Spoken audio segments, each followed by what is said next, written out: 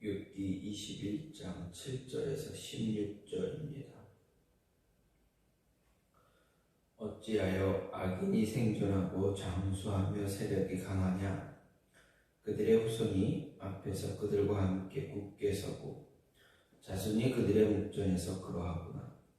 그들의 집이 평안하여 두려움이 없고 하나님의 매가 그들 위에 임하지 아니하며 그들의 수소는 새끼를 베고 그들의 암소는 낙태하는 일이 없이 새끼를 낳는구나.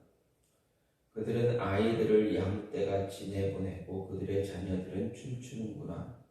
그들은 소고와 수금으로 노래하고 피리 불어 즐기며 그들의 날을 행복하게 지내다가 잠깐 사이에 수월에 내려가느니라.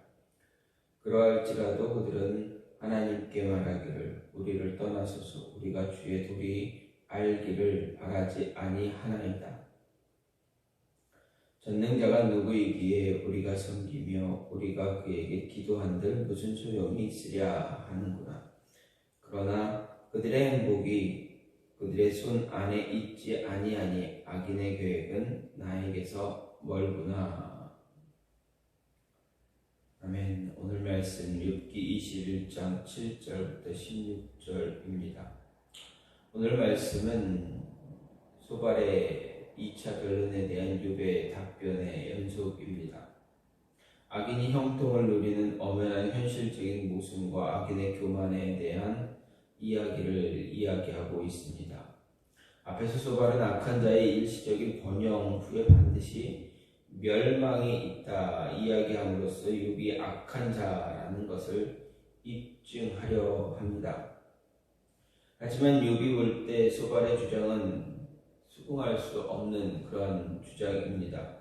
세상에서는 악인이 형통하고 그의 평생에는 물론이거니와 자자손손 대대로 번영하며 평안히 죽음을 맞이하는 것을 얼마든지 볼 수 있기 때문에 그렇습니다. 따라서 그는 어찌하여 악인이 살고 수를 누리고 세력이 강하냐 라는 의문을 제기함으로써 현세적인 그런 인과 응보론에 근거한 소발의 주장이 논리가 맞지 않다라고 지적하고 악인들이 번영하고 형통한 엄연한 현실을 다시 이야기합니다. 또 자신들의 번영이 자신들의 노력으로 된 줄 알고 하나님의 도를 무시하는 악한 자들의 교만함을 말하고 그들이 하나님의 공의의 심판을 받지 않는 것은 물론 도리어 그들의 노력과 관계없이 복을 누리는 현실적인 그런 모순도 제시합니다. 그러므로 악인은 반드시 망한다라는 소발의 주장이 현실에 그대로 적용될 수 없는 모습이다. 그런 견해다라고 지적합니다. 이런 오늘 말씀은 욥이 은과응보론을 주 내용으로 하는 지혜 전승만을 무조건 내세우는 친구들과는 달리 현실적으로는 인과응보론의 모순이 되는 일이 벌어지는 세상에 대한 깊은 통찰력을 갖고 있다라는 것을 알게 됩니다. 하지만 욥은 왜 이런 모순된 일이 현실 가운데 일어나는지 거기까지는 이해할 수 없었습니다.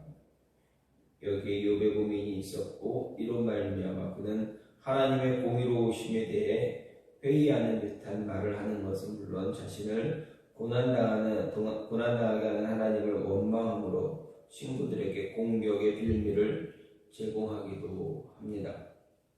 이런 모습에서 오늘 말씀 생각해보면 부분적인 진리를 아는 것이 마치 모든 것을 아는 것처럼 행하면 안 된다라는 이야기입니다. 7절에서 욥은 친구들을 향해 어찌하여 악인이 살고 장수를 누리고 세력이 강하냐라고 반박합니다. 즉 욥은 친구들이 말한 대로 자신의 고난과 고통이 자신의 죄로 인한 하나님의 징계라면 어찌해서 그보다 더한 악인들을 그들은 여전히 살아서 이 세상에서 번영하며 살고 있는가를 묻고 있습니다. 욥의 이 반박은 세상에 이른 인과응보 논리만으로 설명될 수 없는 하나님의 또 다른 섭리에 의해 움직이는 그런 의미가 내포되어 있습니다. 결국 여기서 그토록 집요하게 전승과 역사까지 동원해서 욥을 죄인으로 공격하던 친구들의 그럴듯한 말은 공허한 것으로 드러나고 맙니다. 마치 하나님에 대해 다 아는 것처럼 말하던 친구들, 그들은 경박하게 그지없는 자들로 드러나고 맙니다. 물론 이후 욥의 친구들은 욥의 말에 또다시 반론을 제기하지만 욥이 말한 것처럼 현실에서는 악인이 장수하고 번성하며 권세를 누리는 부조리한 현상이 나타나는 것은 부인할 수 없다라는 것입니다. 그러면 친구들의 말이 왜 공허한 것이 되고 맙니까? 그들이 왜 경박한 자들이 되고 맙니까?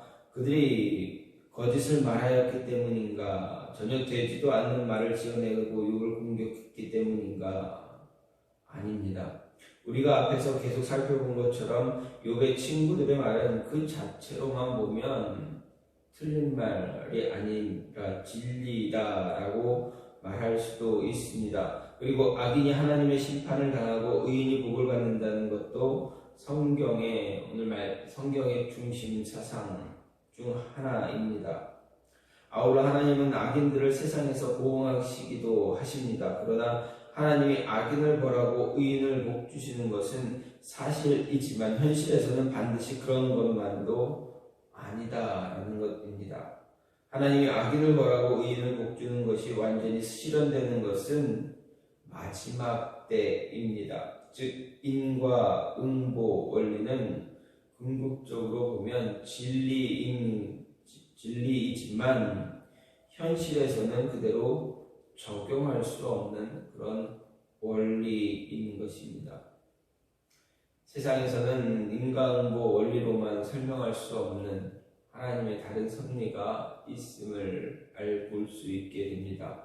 그런데도 욥의 친구들은 인과응보의 원리만 하나님의 섭리 법칙으로 알고 모든 상황에 적용하려고 한 것입니다. 말하자면 그들은 부분적인 진리를 전체에, 궁극적인 원리를 현재에 적용하려는 잘못을 범하고 있다라는 것을 알 수가 있습니다. 이것은 그들이 부분적인 진리를 알면서 마치 모든 것을 아는 것으로 착각했기 때문입니다. 자신들을 최고의 지혜자로 생각한 나머지 자기들이 아는 것 이상의 진리는 없는 것으로 오해했습니다.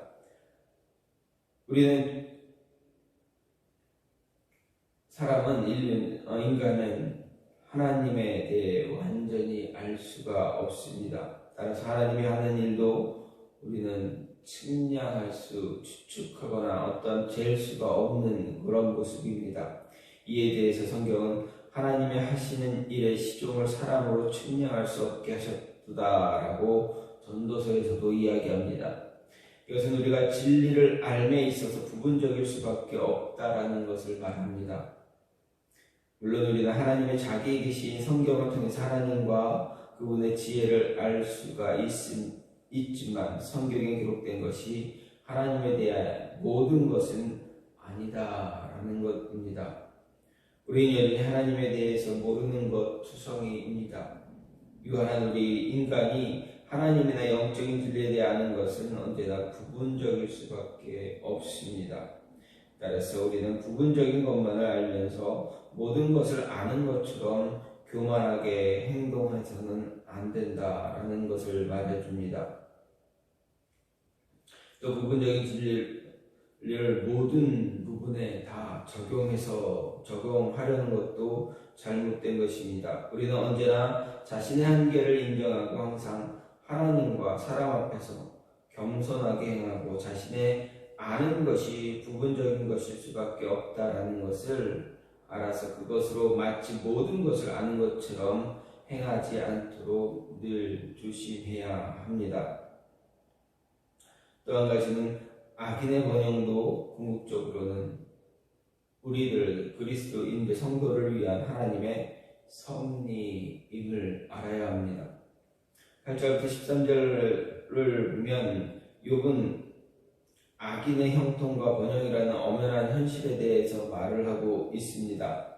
욥은 이러한 부부조리한 현상이 일어나고 있는 현실적 상황을 말하고는 있지만 하나님께서 왜 이렇게 부조리한 상황을 방치하는지 알 수는 없었습니다.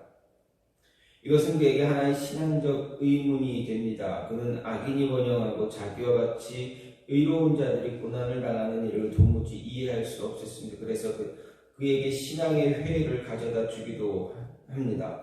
이로 인해서 하나님의 공의로우심을 의심하기도 했습니다. 하나님이 공의롭다면 도저히 일어날 수 없는 일들이 현실에서 일어나고 있었기 때문입니다. 그런데 이는 비단 욥의 신앙적 의문만으로 그치는 것이 아니라 우리들의 삶에도 늘 갖게 되는 그러한 의문입니다.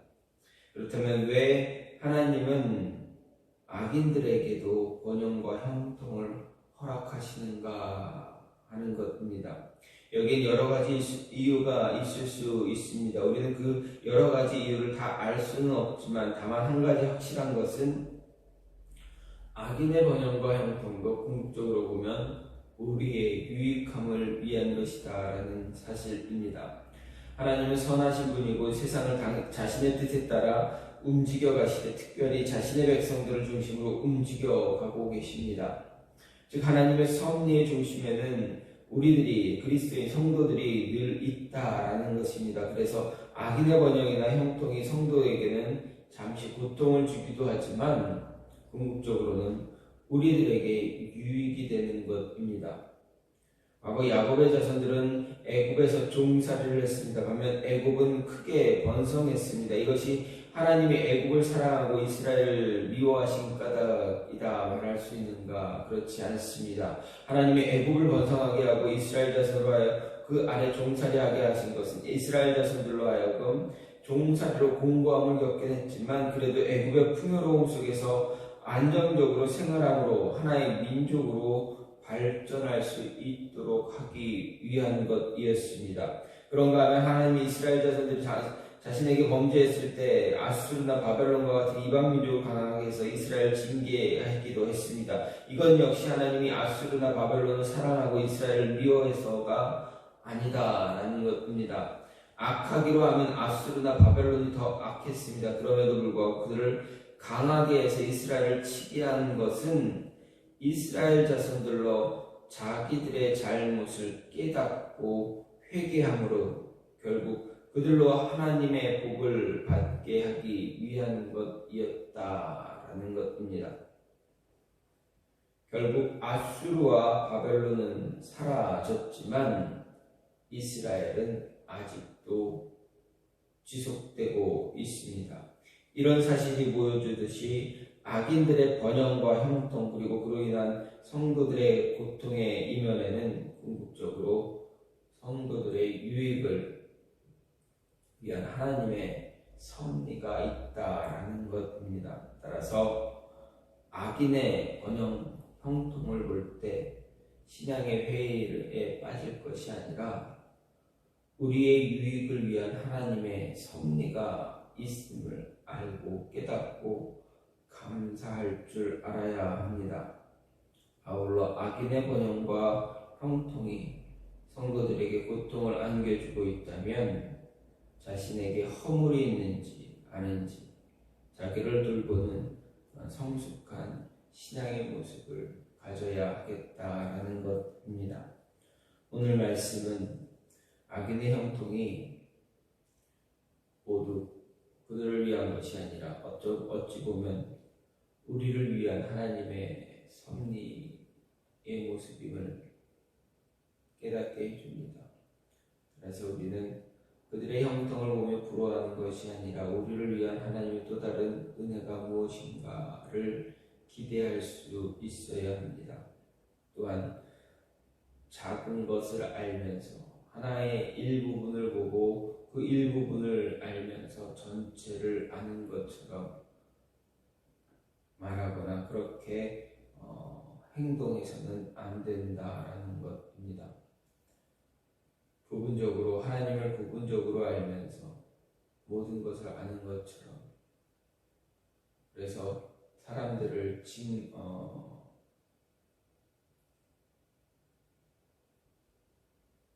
정죄하는 그러한 어리석은 모습들 갖지 말아야 한다라는 것입니다. 이 모습이 함부로 주변 사람들, 성도들을 정죄하는 그런 일을 갖지 말고 하나님의 은혜가 더 우리 안에 우리를 위한 더 풍성하게 있음을 기억할 수 있는 저와 여러분이 되기를 간절히 소망합니다. 이 시간 같이 기도하기 원하는 것은 하나님, 우리로 하여금 부분적인 것을 가지고 전부인 것처럼 착각하지 않게 해달라고, 그리고